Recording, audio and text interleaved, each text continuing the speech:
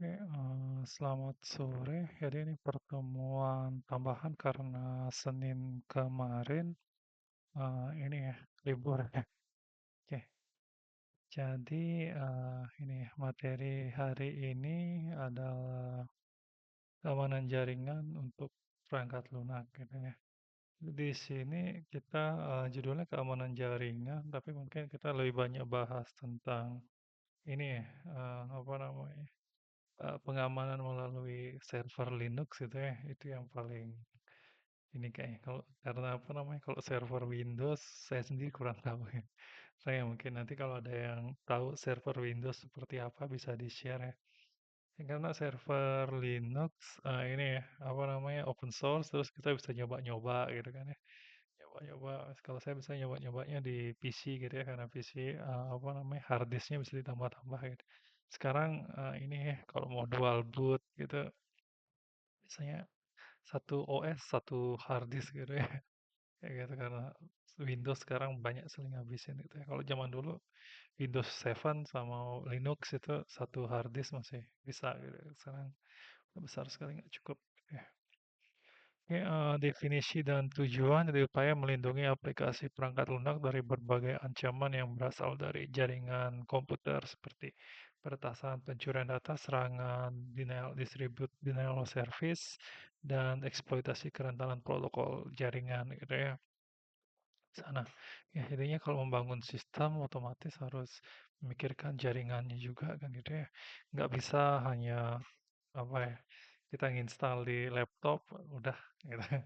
Ya, di laptop lancar dan aman kok gitu, tapi ya nggak di ini ya kalau ketika diterapkan di jaringan. Makanya membangun satu sistem itu ya orangnya banyak gitu ya, orangnya banyak, masuk orang jaringan gitu. Tujuannya adalah menjaga kerahasiaan, ya, confidentiality, integritas, integrity, dan ketersediaan availability CIA ya, itu lagi. Ya, oke, jadinya itu ini lagi ngulang ya, kurang lebih jadinya kerahasiaan, jadinya melalui jaringan juga bisa menjaga kerahasiaan ya supaya data tidak diakses pihak yang tidak berwenang dari pemrograman sudah aman tapi jaringannya gitu ya. Integritas yang menjaga data agar tidak diubah tanpa izin. Nah ini ya misalnya apa namanya file PDF yang isi pengumuman gitu bisa di replace atau diedit sama orang ya bahaya ya nanti data yang menyebar salah gitu atau foto ya file foto bisa diganti juga gitu ya walaupun stripnya nggak bisa diganti tapi karena melalui jaringan dia bisa masuk folder yang bisa gambar di otak-atik gitu ya bisa kerjaan ya misalnya jaringan diganggu di DOS ya tentunya tidak sistem jadi tidak tersedia ya gitu. Ya, lapisan keamanan jaringan untuk perangkat lunak intinya keamanan aplikasi, application security, keamanan transport dan jaringan, keamanan endpoint dan sistem informasi. Nanti kurang lebih kita lebih banyak bahas di keamanan endpoint dan sistem operasi ya. Gitu. Oke. Ya, jadi untuk aplikasi ya validasi input itu tentunya ya udah kita ulang-ulang berkali-kali. Enkripsi data misalnya HTTPS, TLS ya. Terus penanganan error yang aman ya. Jadinya supaya hanya developer aja yang tahu error apa yang muncul tiap muncul error misalnya di log gitu ya masalah log udah kita bahas pernah bahas sebelum pertemuan-pertemuan sebelumnya ya. Jadi keamanan transport dan jaringan yang menggunakan protokol yang aman, TLS dan SSH ya untuk eh, misalnya mengubah data atau apa atau mengupdate sistem gitu ya gitu. Kecuali ya aplikasi berbasis Android ya beda lagi. Ya, firewall ya IDS dan IPS ya sana. Ya udah kita bahas sebelumnya. Segmentasi jaringan. Jadi jaringan disegmentasi. Misalnya kalau mau lebih secure lagi misalnya segmen untuk transaksi beda dengan waktu browsing gitu ya, browsing produknya gitu kalau misalnya toko online ya. Di keamanan endpoint dan informasi ini yang kita lebih banyak bahas hari ini patch management ya untuk ini ya apa namanya perangkat lunak pendukung dan sebagainya ya. Di antivirus ya anti malware ya tentunya diinstal di sana ya di Linux juga. Konfigurasi sistem yang aman. Nah, ini yang paling ini ya bisa kita bahas dalam temuan ini. Di sini langkah-langkah meningkatkan keamanan jaringan pengguna, pertama pengembangan aman, secure development life cycle, termasuk membahas jaringannya ya, jangan hanya membahas database sama formulir yang di dalamnya ya. Penggunaan enkripsi ya, dienkripsi untuk data dan sessionnya, cookiesnya juga ya. Itu ya, jadinya cookies ya, jadinya apa namanya, orang bisa jualan data gitu kan ya, jadinya misalnya kita pernah browsing apa, habis itu disimpan data browsingnya itu di cookies di browsernya kita gitu ya, di browsernya kita, tapi datanya dienkripsi gitu. Jadinya nanti cookiesnya itu bisa dibaca oleh situs lain juga gitu ya, situs lain juga, tapi dienkripsi gitu ya. Jadinya situs lain bisa ini ya, bisa membaca apa membeli membeli kunci deskripsi biar bisa deskripsi dan melihat apa yang pernah di browsing sama orang itu. Makanya kalau misalnya kita sama-sama menggunakan Tokopedia atau Shopee atau bahkan YouTube gitu ya, kalau perangkatnya beda misalnya di handphone sama di laptop gitu kan bisa-bisa rekomendasi yang muncul beda ya. Itu karena dia ini ya disimpan dalam cookies gitu misalnya kan. Itu dienkripsi ya. Saya baru-baru ini juga tahu itu. Ya, canggih betul ya sekarang ya gitu ya. Autentikasi dan otorisasi ya. Itu pernah kita bahas juga firewall, IDS, IPS. Pemantauan dan logging. Ya, pernah kita bahas semua ya. Sama ya jadinya tools populer untuk keamanan jaringan, Wireshark ya, analisis lalu lintas jaringan ya banyak juga tugas akhir yang ini ya menggunakan Wireshark ini untuk memantau termasuk IoT ya ada yang menggunakan Wireshark untuk analisis komunikasi datanya. Nmap ya pemindaian port ya pernah kita bahas juga misalnya kalau nginstal Gen S3 juga dapat Nmap ya. Snort ya IDS berbasis open source ya. Metasploit pengujian penetrasi, ya banyak Burp Suite pengujian keamanan aplikasi web ya. Burp Suite saya belum pernah pakai tapi ini ya mungkin eh ingin saya coba-coba juga kalau misalnya free ya gitu ya. Ini konfigurasi keamanan jaringan di Linux ya ada ini nanti kita bahas satu-satu ya itu banyak ya ada 8. Oke. Yang pertama adalah firewall ya dengan ya UFW atau IP tables ya. Jadi ini yang untuk Linux ya, yang untuk Linux jadinya kalau saya sendiri apa ya eh, daripada berbasis GUI ya, GUI ya, saya Windows Server 2003 gitu ya pernah ya waktu zaman kuliah ya. Itu ini ya kalau baca petunjuk klik sini, klik sana gitu malah ribet ya. Apa namanya? Tapi kalau misalnya cuma copy paste perintah shell malah ini lebih apa namanya? Lebih gampang ya, lebih ini. Jadi pertama adalah ini UEFI atau Complicated Firewall singkatannya Complicated Firewall. Ya, firewall uncomplicated ini sudo install UFW, UFW, ya, UFW deny incoming ini semua yang datang dibatalkan terus allow outgoing jadinya untuk keluar dikasih gitu misalnya allow SSH ini dikasih SSH ya atau port lain yang membutuhkan tuh nama service nah intinya nanti kita nggak perlu ngasih kayak allow 22 atau berapa sesuaikan dengan layanannya nanti tergantung konfigurasi jaringan intinya itu sudah UEFI enable ya intinya itu kalau kalau misalnya kita untuk keperluan debug misalnya udah kita setting ya kalau mau kita untuk debug mau ubah settingnya ribet lagi satu-satu gitu ya bisa kita disable aja lagi gitu ya atau nggak usah di disable tapi dicoba dengan status verbose atau ini ya pengujian ya bisa ya contohnya adalah IP tables ya IP table misalnya di sini ya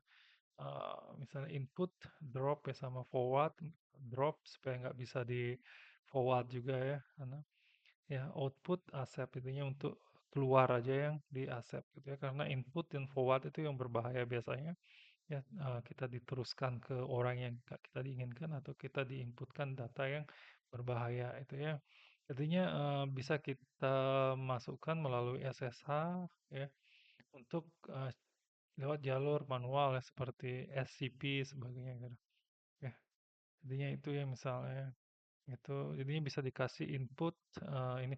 Jadi pertama semua input di drop dulu habis itu kita kasih ini ya apa namanya beberapa input yang boleh kayak misalnya port 22 gitu ya atau established relate gitu.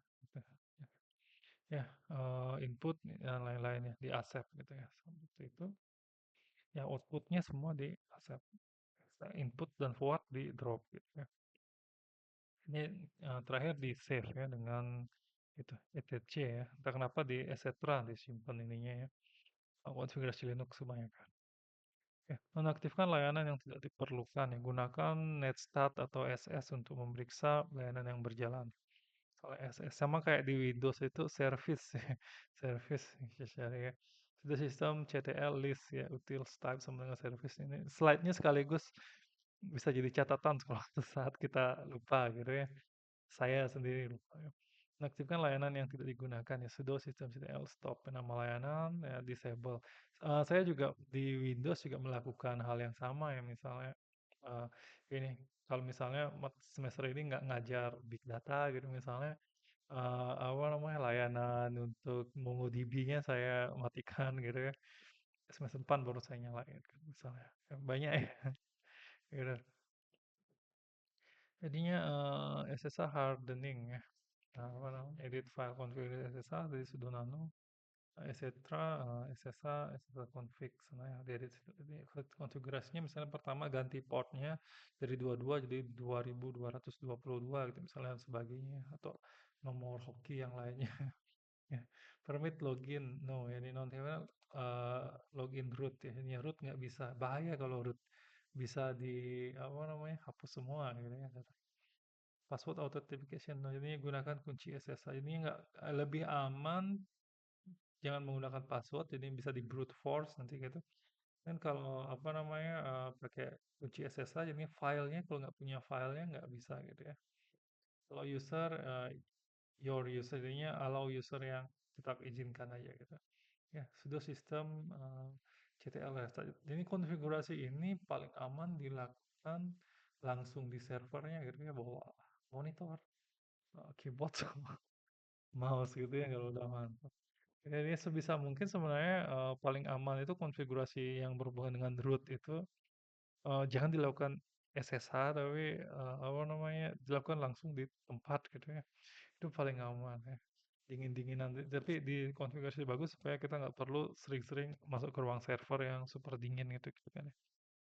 Ya, ada jaringan dan pemantauan dari TCP DAM untuk menangkap paket jaringan, Nmap untuk memindai port ya biasanya Nmap saya paling sering pakai kalau main IoT gitu misalnya mencek IP-nya berapa di port ini gitu ya. Hal itu memblokir IP yang mencoba login berulang kali. Nah ini ya apa namanya bisa kita setting di sini ya. Ini contoh file to ban saya tadi nemu ya kayaknya lumayan gampang. Ya. Jadinya di sini ini bisa ini ya termasuk apa namanya akses yang berulang-ulang melalui ini ya melalui web ya misalnya port 88 gitu kita kasih ya misalnya untuk web ya. Soalnya ini SSH ini sini misalnya ada filter ya. Max retry 3 kali gitu, jadi bisa kita kasih 3 kali ya. Jadinya itu. Makanya di sini gimana cara menggunakan file to ban untuk misalnya halaman login gitu kan ya. Halaman login. Jadinya bisa nanti misalnya di HTTPD itu dikonfigurasi port untuk login itu beda gitu misalnya jadinya mencoba masuk itu dibatasi sampai berapa kali gitu ya. Gitu. Ya, ini nggak cuma untuk SSH tapi bisa untuk yang lainnya. Sudah saat file to ban. Itu gunakan SE Linux atau app Armor ya. Ini SE Linux, ya Red Hat, ya CentOS, ya di sana ya app Armor Ubuntu S2 AA statusnya bisa dilihat sana ya. Itu yang konfigurasi otomatisnya ya. Disable IP forwarding jika bukan router.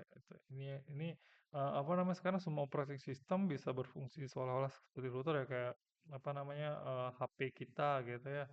HP kita bisa jadi hotspot itu atau tethering itu juga sebenarnya jadi router ya. Sekarang Windows juga bisa di router, Windows ya, dari Windows 10 ya kali nggak tahu ya. Windows 10 bisa di router, itu ya bisa menerusin WiFi ini bisa menggunakan WiFi di kelas, tapi penomoran IP-nya tetap menggunakan yang di router sana gitu. Ini bisa bikin sub ini kan ya sub routing ya sana, tapi itu bahaya bisa kita ini ya disable di sana gitu ya. Jadi router dengan ini ya forward equal zero ya sana ya.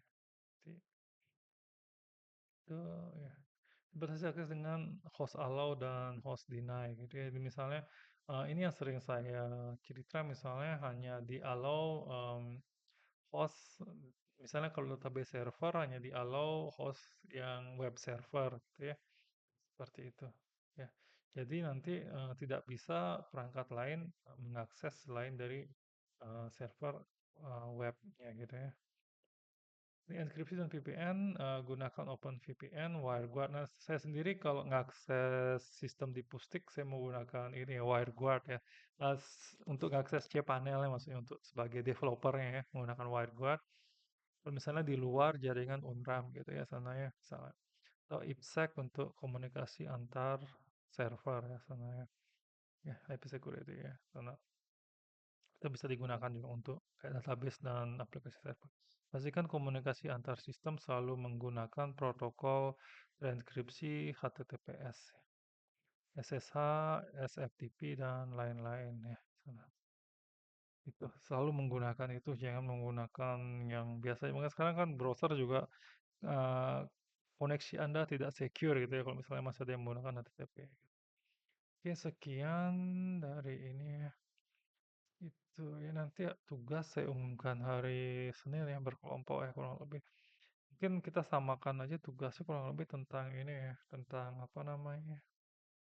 Tentang ini ya, presentasi tentang sistem, mau bangun sistem dan apa aja keamanan yang mau ditingkatkan dari sistem itu gitu ya. Sesuai perencanaan sistem dan keamanan perbankan gitu. Oke, jika ada pertanyaan bisa lewat grup WA atau bisa hari Senin ya sekalian. Oke, sekian. Terima kasih.